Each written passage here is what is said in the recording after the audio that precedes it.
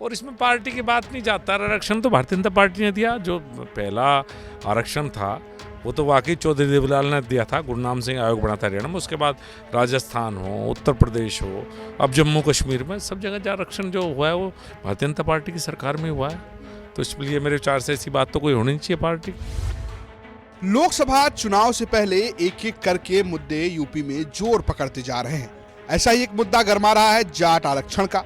केंद्रीय नौकरियों में जाटों को आरक्षण दिलाने के लिए लगातार महासभाएं हो रही हैं। ऐसी ही एक महासभा में बीजेपी के जाट नेता और केंद्रीय मंत्री संजीव बालियान भी पहुंचे।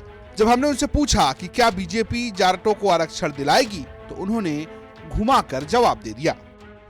संजीव बालियान साहब इस वक्त हमारे साथ हैं। जाट अधिवेशन हुआ, जाटों को आरक्षण मिलना चाहिए, इस पर चर्चाएं हुई।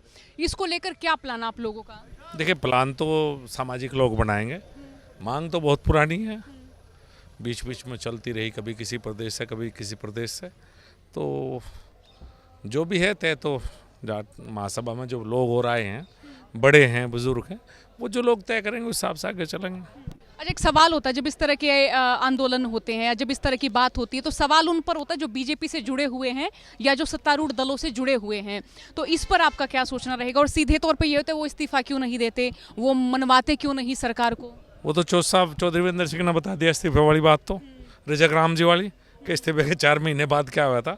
और इसमें पार्टी की बात नहीं जाता। आरक्षण तो भारतीय जनता पार्टी ने दिया। जो पहला आरक्षण था वो तो वाकई चौधरी देवीलाल ने दिया था, गुरनाम सिंह आयोग बना था हरियाणा में। उसके बाद राजस्थान हो, उत्तर प्रदेश हो, अब जम्मू कश्मीर में, सब जगह जो आरक्षण जो हुआ है वो भारतीय जनता पार्टी की सरकार में हुआ है।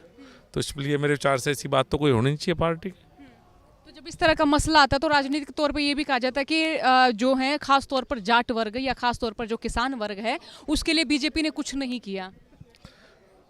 अब या तो जाट वर्ग कह लो, किसान वर्ग, दोनों को मिक्सिंग ना करो। आजकल ये मौका बढ़िया ढूंढ लिया सबने कि वे जाट के नाम पे किसान को हर जगह चला दे, वो ठीक नहीं होता। सबका किसान के लिए करना था, हर जाति के लिए तो सरकार कोई कर भी नहीं सकती। किसान के लिए ऐसा कौन से किसान मर्सिडीज में चल रहे थे 2014 से पहले? जितना करा था वो आपको पता, हमें पता। ये तो जब जब सरकारें बदलती हैं एक दूसरे के बारे में चलती रहती हैं, इस पर ज़्यादा सीरियस लेने की बात नहीं।